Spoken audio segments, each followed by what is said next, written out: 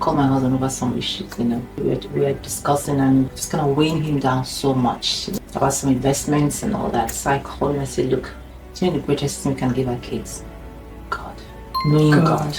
Because that's the person that will see them through. And after that, good health. To be there for them. So we shouldn't allow, things of life to take our health away from us unless you can help it.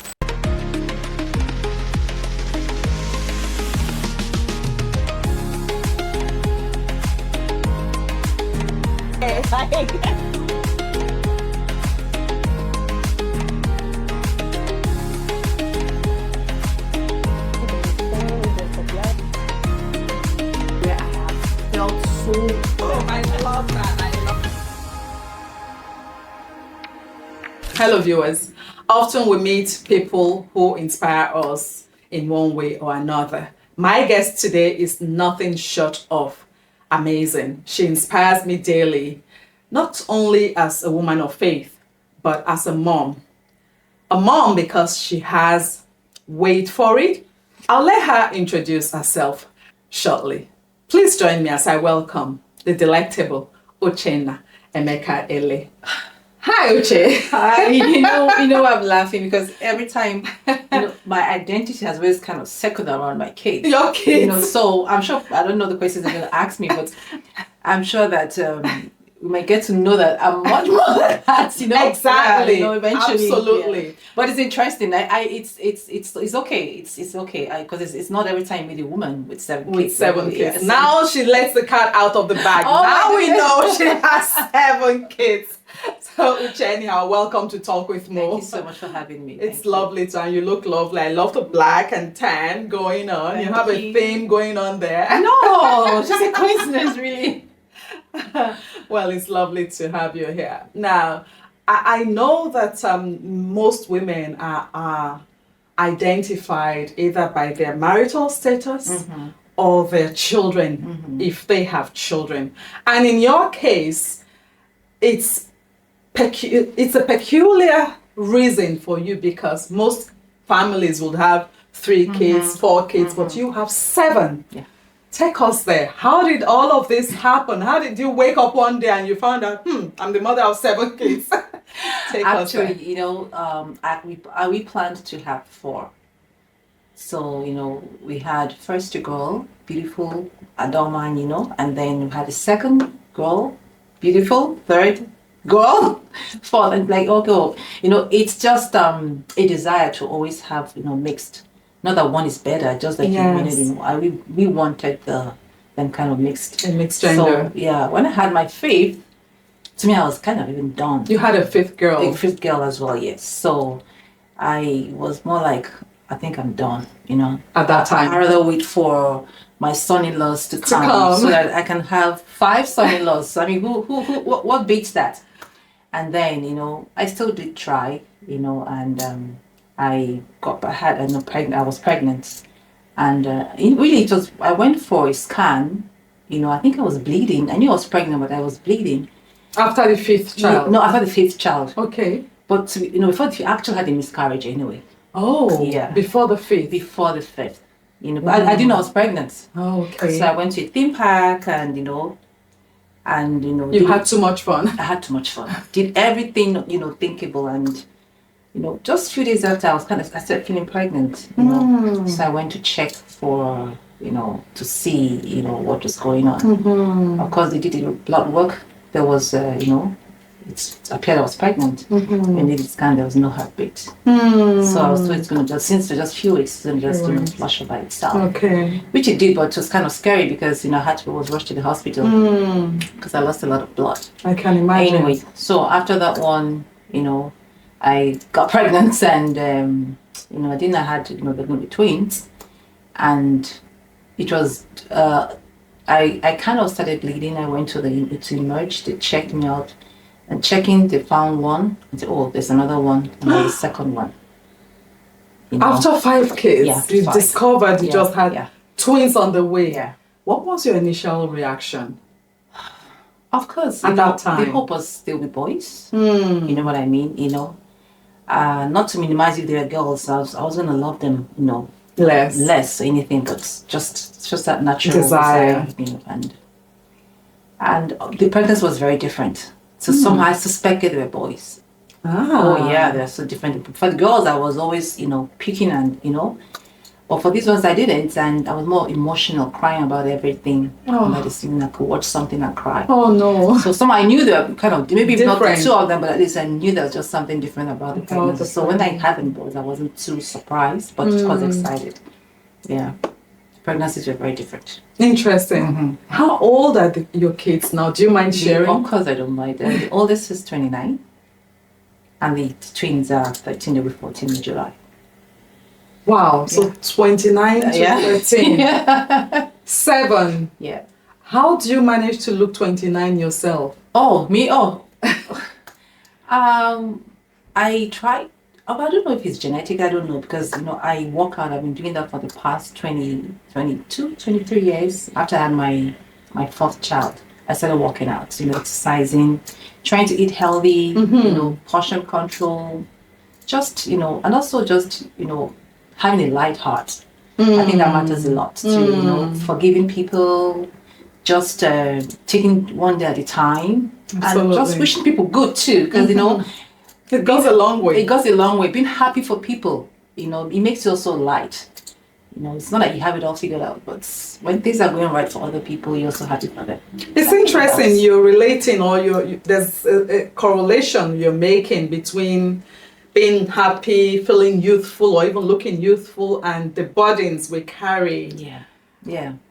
Be it unforgiveness or even emotions that we carry and wear on our faces without knowing it. Yeah. And to be honest with you, I don't, attribute that to myself, Like you said, I'm one of faith. So sometimes, just like every human being carries so much burden, it's like, God, before you go to bed, say, God, I just put this on your feet. And it helps you go to bed. Because it helps me go to bed and sleep. Or something is hurting, it's like, God, I can't take this anymore, just handle this for me. There's somebody taking care of that. So it helps a lot to take that, burden off you. Yeah. And if there's anything that is kind of weighing you down, having that sense that there's somebody you can hand it over to.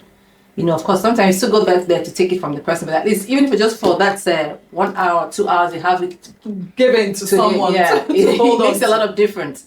I know it's in good care, but you still sometimes go back to take those things back. But you can still be doing that push and pull, but you have that person, the Almighty God, doing it for you. It goes a long way. It does. Yes. What a privilege it is. It makes me remember the song, What a Friend We Have in Jesus. What a privilege. Exactly.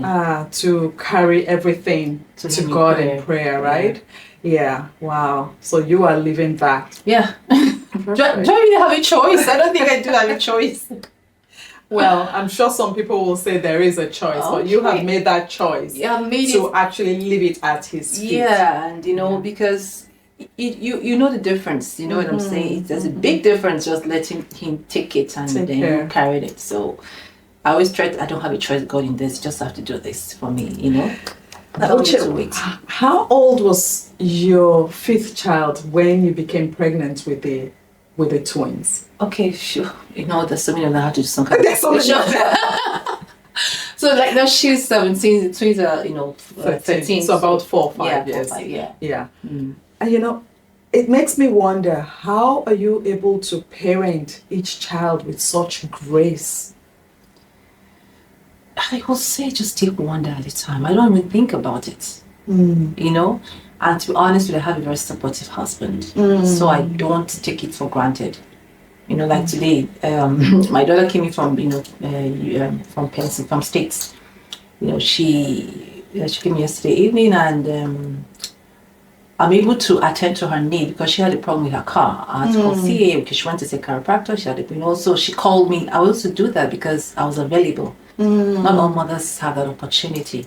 Because there's somebody taking care of certain things for us for me to do that. So it's not necessarily just because of my ability, but it's just I have a partner, my husband. Great support system. That is very, very, helpful. Well, shout out to your husband and the men who support their women, of course. It goes a long way with the kids too. That's great. That's great. Now, I know that when you have twins, sometimes the people say they're different or they're alike. Are your twins alike in any way. No way. No way. Just now that they're getting older, their voices are, their voices are broken that I can say they sound alike. But one likes banana, the one hates banana. They're just different. One is more into science, more outgoing. The other one is more reserved. Still science, but not like the other one. So they're very different. They're fraternal, so different. Just like two brothers, but just the same birthday. The birthday. So, what has been the most challenging aspect of motherhood for you so far? Okay, challenging. Sometimes it's when you see a child making mistakes, someone just wants to go to help, but you have learning to hold back and let them learn from their mistakes. That's savior mentality. You want to save all the kids, you want them to be perfect, you want them to do everything right, but sometimes we just watch them and let them know you're just there. So when they get their fingers burnt, that you are there to help them, put band-aid on it, and they have to learn. So it's difficult sometimes. I was gonna say, how easy is it to watch them get burnt? But because actually, when they should know better, or you have you've tried so hard, and it's like they insist on that, okay. But you're just watching it. You can go and unplug that thing, but how will they learn? Because that thing, it won't be there with them forever. You know what I'm saying? You're not going to be with them I always tell myself that I'm not going to be with my children for the rest of their lives. Wow. So, trying to give them skills and, to help them through makes a lot of difference. So what's a typical day like in your home? Now, well, when they were growing up, 13, right? 13 and 4 and babies, I think. Okay. Like when when I was pregnant with the boys and I had them, was my master's in public health. That's what I'm saying. That there's a lot more about me than just mother of these beautiful 7 kids, So, and it wasn't easy, but, it was something I wanted to do for myself. So I'll do my MPH then. So it's also teaching the other ones to take care of themselves and know when mommy, is not available. So I think also having girls, I don't know if it's just the girls or how they were raised, also kind of helps, in terms of being there for each other, supporting each other, taking care of the home, that that nurturing thing. I think we're born with, or I don't know, we're born with, or we're taught how to do it. I don't know, but my daughters were very, very helpful, with those times. Little ones. Wow, interesting. Now, I think you've said it twice or so, that there's much more to you than motherhood, which, I think it's something we all struggle with, because sometimes our identities get lost in being a wife and being a mother. So tell us about Uche. Who is Uche, apart from being the mother of 7 children? Okay, well, I studied engineering as my first degree in electronics engineering. That was in Nigeria, and I had my MBA as well. Nigerian business, in the Ep7 business school. Ep7 business school. So coming here, I wanted to do something I could use both here in Canada and also back home in Nigeria. So anytime, so I did my MPH.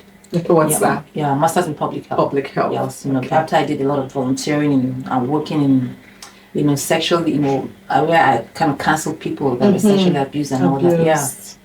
Yeah. So I'm also a personal trainer. I did a lot of other things too, but I wanted something that, I'm passionate about preventive healthcare, where we take care of ourselves before we start, taking the pills. Yeah, So I love the idea of being in public health, where you can look more holistically on things and how we can, help the society. So I did my MPH there. Wow. And it's been quite useful, Yeah, so, and I went back to Nigeria for a couple of years, and I'm sure you know about that. And, having that helped me a lot too in reaching out to the vulnerables, because I'm very passionate about that. Yeah, About that. Yeah, and right now I have an NGO I'm working on, so it's just a lot I'm doing, I'm working on, and as a Rotrack member, I'm also a veteran. I'm trying to use, help get funds to do what I'm doing back in Nigeria. Yeah. That's excellent. Yeah. Now, while I think many people hearing your story, or many moms But hearing see, your to be story? honest with you, well, you have to be intentional to, you just have to. That was my next question. You have to. Because many moms hearing your story will be like, oh my goodness, 7 kids, an MPH, and she's a personal trainer, she does this, she does that. How did you find the time to balance all of this? And I hear you say you have to be intentional, but you're preaching to the preacher, pretty much in this case. We throw words around like being intentional. What does that look like? It means, for me, it's maximizing your time. Knowing that you just have 24 hours in a day. Those dreams you have to find a way to prioritize things. When you said this, how do I have time? I volunteer with my church, church in the marketplace. So a lady told me I'd go there on Wednesdays or Mondays and make that time for about 2-3 hours. Listen, why are you here? You shouldn't be here. I'm like, why wouldn't I be here? I'm not just a mother. I mean, do you know how much I'm blessed just knowing I'm helping somebody through the shop and packing their things and praying with them and having them share their burdens with you, and you doing that. It makes me feel better. It gives me more, joy, and you feel fulfilled and you can do more at home. Because like I know that when I went back to Nigeria for a couple, I was kind of I was really very resentful because it's like I took myself out of here. It's like starting all over. It was really, really a very dark time. What was the purpose of going back to Nigeria at the time? Yeah, I did. Okay, I took my last 3 to do private boarding school in Nigeria because I just wanted to give me a bit of our culture, our values, Values. Those things are very, very, very important, because it takes us a long way in a lot of things. And somehow it's kind of missed out here if you're not, you miss it if you're not here. But when you see people practice it, know how to greet your elders. You might think it's so small, but it's a lot because it's recognizing that the person is your elder. You just have to respect the person. It's just the little things, Yes, we teach them at home, but when they see that it's a practice, it's not just mommy issue, it helps them. The culture infuses it in them. Exactly. You understand? So like, you know how you can look at a child. It tells the child, but those little things. Like I can remember my kids, if the teachers tell them, I'm going to report it to your mama, they'll beg. They will beg because that is the community, Here, I don't know how, if it's the not, it won't. You understand what I'm trying to say? Yeah. So those things are important, so I love the fact that, like I did that with the older ones too, but I was here when the older ones were going and coming. So when it was the time for the younger ones, I said, well, I was also kind of missing the food and the soil and the air and all that. Because I was going to ask, couldn't you have sent them? I was also missing home. I was getting miserable here. I was missing home so much, I was missing home so much. And maybe because, I was so busy here with the kids that when the last year kind of now grown up, I was like, what am I doing with my life? I can do more for people back home. And also I was missing just home. You know what I mean? It's just something about that. So are you back to Canada? Yes, or you're back now? So you had your fix of home. Yeah. So when I got uprooted here back to Nigeria, it took me a while to really adjust, to find another purpose. It's not just about being home, there's just more you have to do. More. And as I was that's what I'm saying, motherhood is something you have to be intentional in for you to find fulfillment in other aspects of your life. As I was just, people were calling me to talk to young people about things, I was beginning to, my angel had started it, I was enjoying it. Yeah, I was back here. As a mother back here, Did I find it funny? No, but I had to. So it just, to be honest with you, it's been about a year now since I came back, but it took about at least 6 months, for me to really like mentally adjust as well. Because sometimes and one is getting older, so there's some things you just can't also, I could do maybe some 10 years ago. I can't really like do as like I used to do before. Yeah. So, but I'm adjusting. What's the greatest legacy you think a mom should be working towards leaving behind for her children? And how do we model that? To be honest with you, this was exactly, I called my husband over some issues, we were discussing and, just kind of weighing him down so much, about some investments and all that. So I called him. I said, look, do you know the greatest thing we can give our kids? God. Knowing God. Because that's the person that will see them through. And after that, good health to be there for them. So we shouldn't allow, things of life to take our health away from us unless you can help it.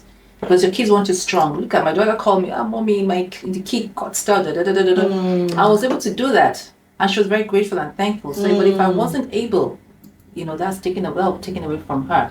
So I think that, that having that, God, and also giving them your health, yourself, no matter, especially when you have kids that are doing well, that can feed themselves, clothe themselves, shelter themselves.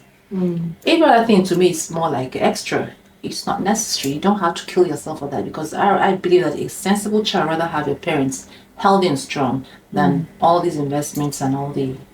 True. Yeah. So true. So true. Yeah. So God. Yeah. Oh, yeah. So what we do, my family, every Sunday, wherever you are in the world, whether even in the moon, we connect, we pray. Every Sunday. At a particular time. We'll connect and we pray. It's we have started during COVID. Yeah, because we felt that we used to kind of watch our pastor preach. So when COVID ended, we're like, why do we have to take this away? It's something good, So COVID brought that for us, yeah, So God worked that out for us. So every Sunday, unless you're in an examination hall or whatever. Yes. Yeah. Even if when I was in Nigeria, if I'm in one part because of time difference, I'll come out, We also, pray and, say the grace together and just check up on each other also. It does a lot more than just pray. Yeah.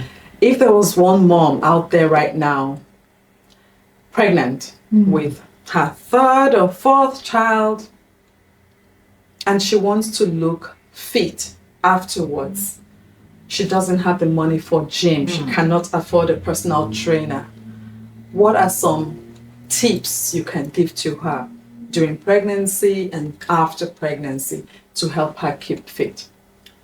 Yeah, during pregnancy, still be active, but make sure you talk to your doctor, whatever your doctor allows you to do, just, walking. It's a very... Walking. It's a very functional exercise because we do it every day and you want to walk till you're not able to walk again. So just keep those muscles moving. Of course, you can intensify by, going on hilly places a little bit, but just make sure you watch your health because you have to be sure how healthy you are. Talk to your doctor, like they always say before you start any exercise. Yes. But just make it casual, as casual as possible. If you are lifting weight, if you're whatever you're doing, you can still continue till your doctor says you can't. My one of my trainers or rather my instructors, till she was 7 months pregnant, she was doing weightlifting, with us, So, but I'm sure she was speaking with her doctor. Of course. Yeah. So you just have to, but do what is casual. Start with that, and enjoy the pregnancy. Enjoy the pregnancy. Yeah. Enjoy the pregnancy. Yeah. And then after, of course, eat healthy. I think that's that's very, very important.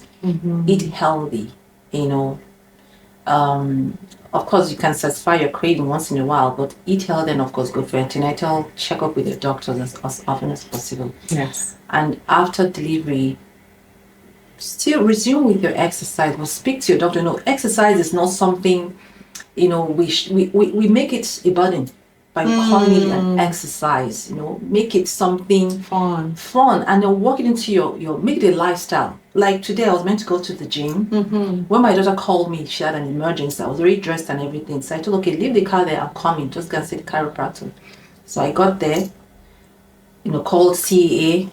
While they were still, it might take about 90 minutes. I said, fine. So I started taking a walk. And because for me, my gym, whatever, was off. So I started taking a walk and, and the cold, it got so cold. It was so I cold went back this morning. in. Yeah. I went back in, got my sweater, but as I was just doing that, so I could still go for my walk. The CA man came and I got rectified, everything, then drove back home and went on my treadmill. Oh. Yeah. On my treadmill, because I always say make it fun. I have a television just on my treadmill, just a tiny little treadmill, and that was enough for me. Yeah. I did that. I just I did break some sweat and took a shower and all that. So it just, Don't call it, don't, if you love dancing, go dance. Put on some music and dance for 30 minutes, you know. Dance. Get moving. Just move. Find fun. Like, if you're not going to work in the morning, can we wear your running shoes or whatever, just be ready. Anything can call for it. Maybe drop the kids, you know, they're playing something, soccer. Maybe you're bored of watching them every day. Go for a walk yourself. You're not going to die. You understand? They're having fun. As a matter of fact, they don't even want you there. You know. True. They don't even want you there. True. So you have to make out time to take care of yourself, because duty is always calling. There's always something. Wow. Yeah. Wow. Always. Well, Uche, thank you so much for those inspiring words. As before I let you go, is there any parting words you want to say to our audience? A shout out to anyone who's watching, your kids? Yeah. Who's watching? First of all, to my husband. He is an amazing man, and all these things you're seeing, from head to toe, if not for him. I love it. No, I mean, honest. I love it. And he's a good provider. He's a good father. He's a good husband. You know, and it's a blessing to have him. You know, yeah. So. I don't know if you ever watch it, but whenever he does, I love you. You are my king. Small king.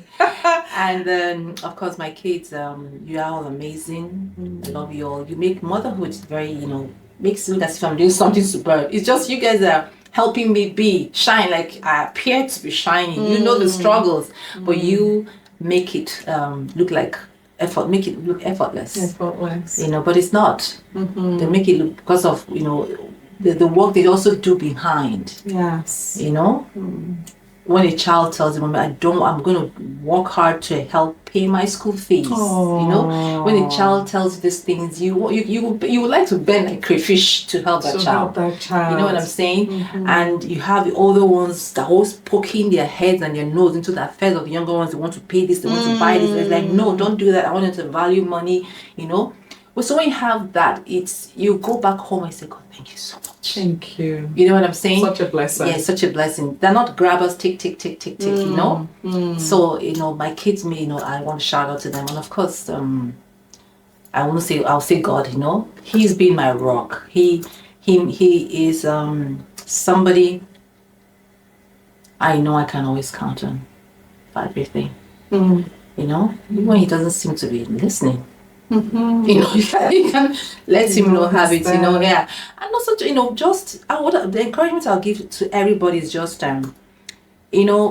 is to let your daily work be just in his presence, just be there. Let's not make it, as if, okay, let me go and pray then for him to do. He's there with you. It's a journey with him, he never leaves you. We're the ones that do. Absolutely. You know what I'm saying? He's always there. So, okay, I want to feel you. He's there. You don't need to feel me. He's there. Yes. Yes, you can ask me what I want to feel, but I just know he's always there with you. So sometimes it's easy for us to forget that and we carry the burden. And like there's a study I just finished and I talked about the book of Revelation. Sorry, I'm not getting into scripture. No. But you see, it makes us to know how temporal this life is. So we take things so easy as well. If God gives you 30 years, 40 years, 50 years, enjoy it and leave it for him and know that there's eternity. There's much more than this, So it helps us take things lightly as well. Yeah, Wow. We can walk away from $2 million and know that there's more waiting for you. It's difficult, but you can do that. Because He'll take care of you. And that's the definition of grace, isn't it? Yes. Oh, wow. Yes, exactly. Oh, wonderful. Yeah. Thank you so much for that. Yeah. Well, you've heard it all from Uchenna, mom of 7, but so much more to her. We're grateful for you. Thank God for you. Until next time, you heard what she said. Take good care of yourself. Pregnant or not, take good care of yourself. God bless you, and I'll catch you all later. Bye now.